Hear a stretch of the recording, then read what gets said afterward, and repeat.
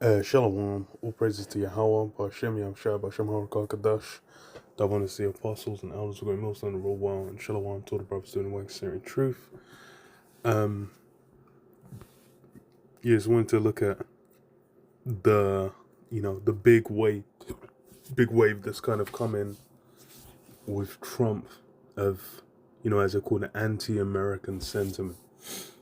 So, the whole Babylon the Great, all these nations are starting to hate her, which is it's timely because why? It's prophecy. Comes down to prophecy. It's on Economic Times on MSN. It says why there's never been a better time to be anti-American, and then you got the picture there of Trump because he's really the focal point of that whole shift in how people are looking at and dealing with America, which makes sense.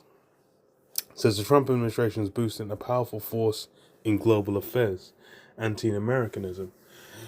And like it's something that's been kind of limited to spots in the Middle East, China, Russia, nations that have essentially been opposed to the US for a minute because they're thinking about trying to to get themselves up into a certain kind of state or position. But now it's spreading to allies, former allies or long-term allies, where like the UK is a long-term ally. You've had Keir Starmer and other European leaders kind of link up with Zelensky after there was a whole spat with Trump and JD Vance. And then that's pushed, further funding going to them. Which, it's all military spending. So it's money going into some supremely, legendarily bloated contracts. So it says Canadians have taken to booing the American national anthem and Panamanians to burning US flags. The British tabloids have tarred and feathered Vice President JD Vance for insulting British troops. A carnival float in Dusseldorf, Germany displayed giant puppets of Donald Trump and his Russian counterpart Vladimir Putin shaking hands while squeezing Ukrainian President Volodymyr Zelensky between them into a bloody pulp. Is that what that one is? I guess not. Because even with the statements made by JD Vance, those have been used as well. And it's like I said, it's all former allies all of a sudden now having that shift, and it's being presented like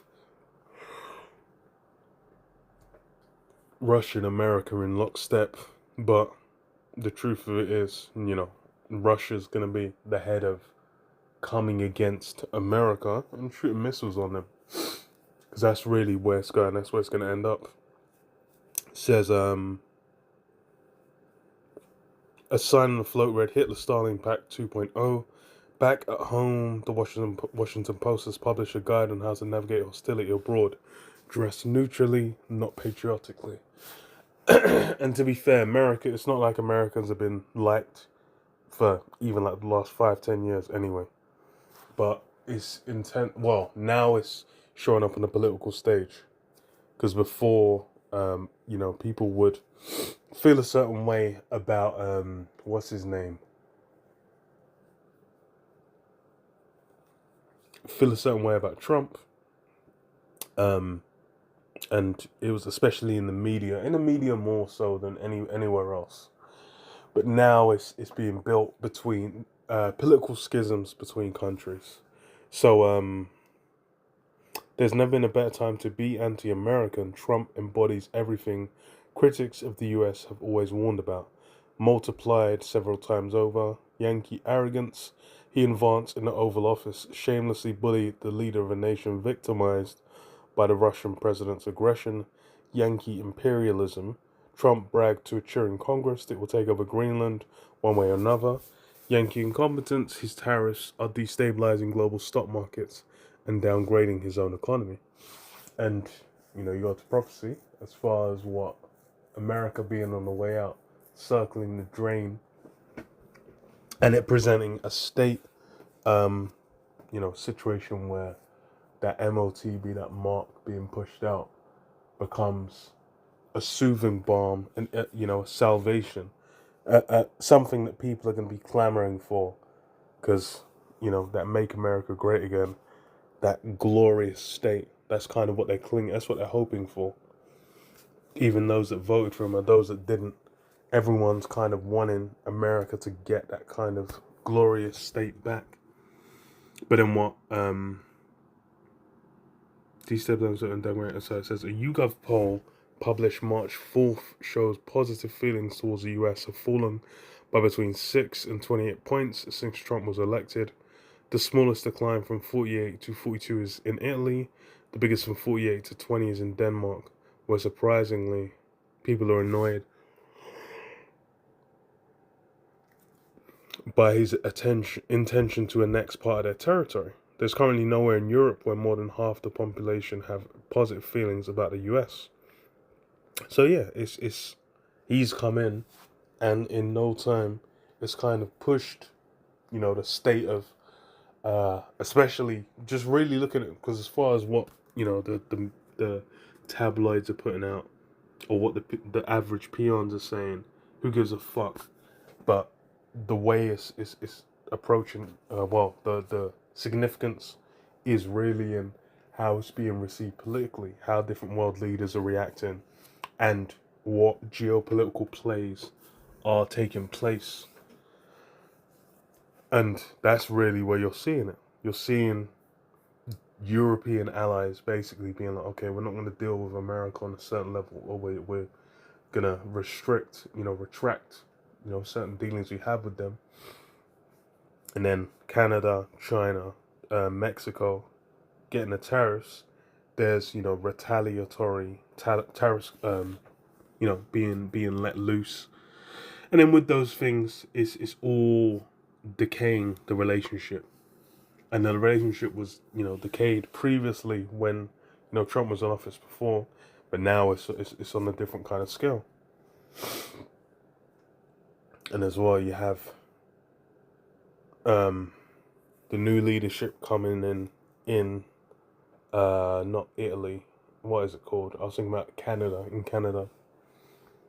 And then with these things, it's kind of look at it and it's like, okay, so shit can pop off, and you can kind of see, prophecy ready to get fulfilled. Revelation 17, and 16. What does it say? It says, "And the 10 horns which thou sawest upon the beast, these shall hate the whore and make her desolate and naked, and shall eat her flesh and burn her with fire."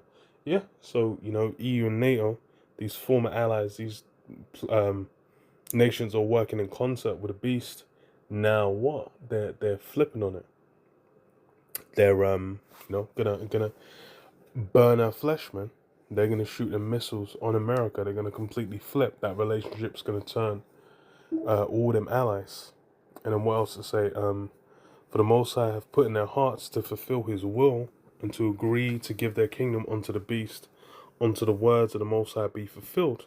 And yeah, they've been basically gave their kingdoms over for a period of time, and it's really post World War II where you had America ascend and become that chief nation, and they built up, and it was the UK, Britain that was in ascendance before declined. So that's it's taken place. Habakkuk 2:5. Yea, also because he transgresseth by wine, he is a proud man, neither keepeth at home, who enlargeth his desire as hell, and is as death, and cannot be satisfied, but gathereth unto him all nations, and heapeth unto him all people. Shall not all these take up a parable against him, and a taunting proverb against him, and say, woe to him that increaseth that which is not his? How long? Yeah. So you basically have he's a proud man, neither keepeth at home. He promotes himself all nations. That's how Esau established himself with the prior empires as well, but especially with America. And then what? all these nations have uh, uh, contention, they have issues with how this rule's taken place. And because, as well, Trump and America now encapsulating that entire spirit of Esau. So all these nations that have these contentions, they're now even more so just thinking, hey, yo, fuck these guys.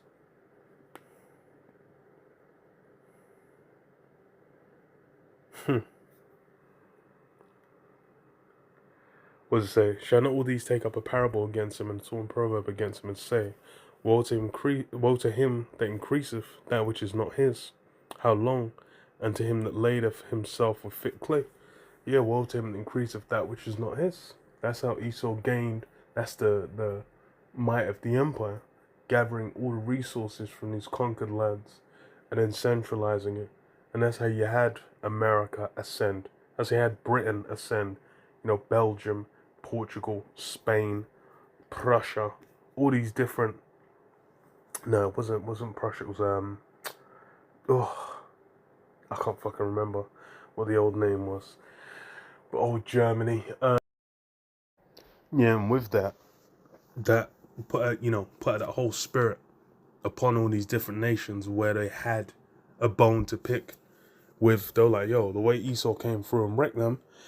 And then as well with, the so-called first world, second world, third world setup where all the, wealth and might had been centralized, they then were thinking like, yo, fuck these guys. These guys are living good off what they got off us. So why can't we step up? And then, you've had, or read on it says, shall not they rise up suddenly that shall bite thee, and awake that shall vex thee, and thou shalt be for booties unto them. And yeah, you're gonna be looted. Because why? They're gonna be like, yo, these guys, they live good off us, man. They ascended off the back of us. So how much more so? Should we? You should be like, yo, it's a righteous thing to recompense them that trouble you, and that's how all these nations are gonna be getting down. Obadiah 1 and 6, it says, how are the things of Esau searched out? How are his hidden things sought up?